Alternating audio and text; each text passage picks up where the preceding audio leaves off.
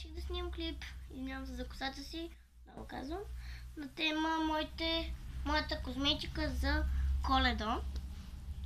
Така, по никакъв начин не искам да се фукам с продуктите, искам да ви споделя мнение за тях, или то поне ако не е полезно, то да е интересно. И да, нека да започваме. Започвам и едно изключение ще бъде, но изключението ще го видите накрая чак. Така, първото нещо е тази топка, която сама си направих подарък с нея. Вътре има 3 продукта. Комплект. Аз го отворих пред вас. На Ивес Росхия. Не знам марката коя е. Но наистина е много яка марката. И балсама хич не е лош. Мисля, че доста добре ще ми дойде. Защото имах нуждата от балсам, който има хубав мирис. Такъв приятен лятен. Така, следващото е шампуан. Отново с круша и какао. Изглежда по този начин. И се отварят по този начин. Малко са неудобни опаковките им, тези малките, защото няма такова. Направо сипваш. Но наистина миришат много яко. И са такива в малки опаковчици. Стават идеално за опътуване. Това е или шампуан, или душ гел, или такова гел за ръце. Едно от двете. Но аз ще го ползвам и за двете, може би. Ето я марката. И отново мирише на какао и круша. Много ми харесва подаръка, който си направих. Както казах, струва 9,79. 10 лева струва си. Така. Продължаваме с дезодорантът, който е от майка ми. На Балея. От DM. С мента и лайм. Ето така изглежда. Dell Body Spray. Dell Body Spray. Наистина мирише доста идеално и ще си го пазя за 2017 лятото. Защото наистина е доста летен мирисът. Но не мисля, че ще се развали до тогава. Може би издържа 24 часа, не знам, не съм го пробвала. Срокът на годност е до 2019 година, 03 месец. Не знам дали ще се види. Да.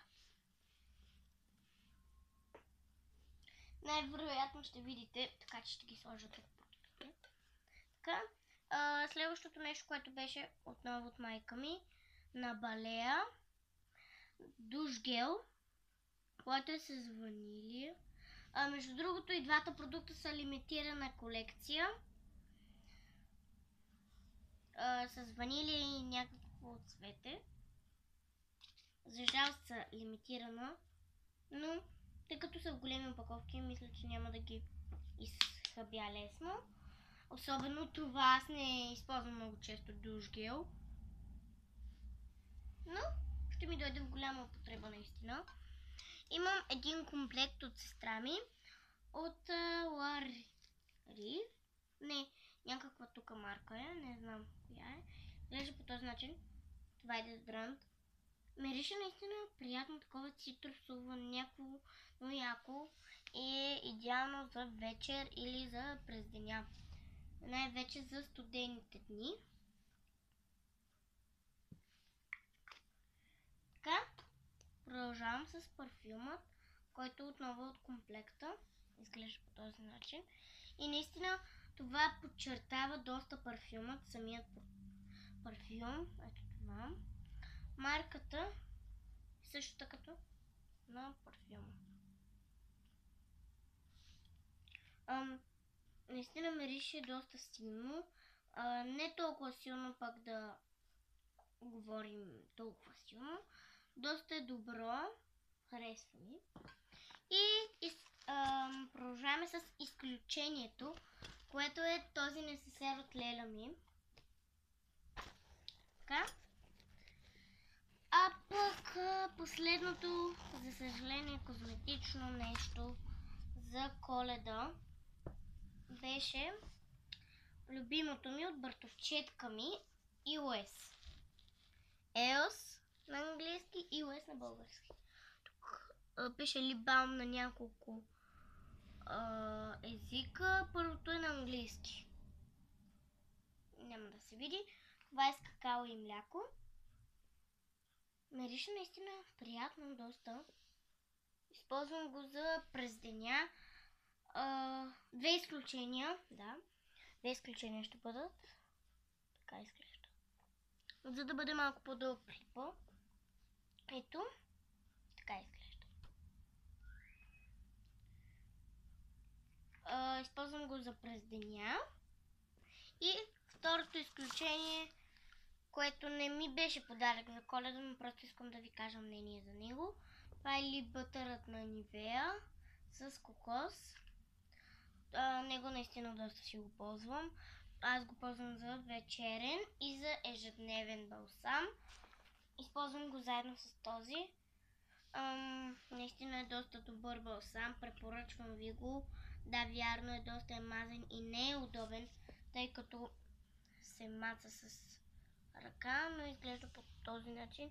Няма абсолютно никакъв цвят и наистина съм доста доволна от него. Наистина препоръчвам ви го с две ръце, даже и с два крака. Ето, препоръчвам ви го. Да.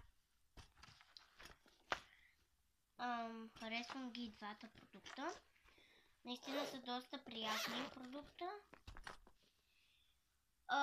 Всичките продукти сега ще ги видите. Ето го несесера, ако може да се види. Ако виждате бутилката, извинявам се. Така.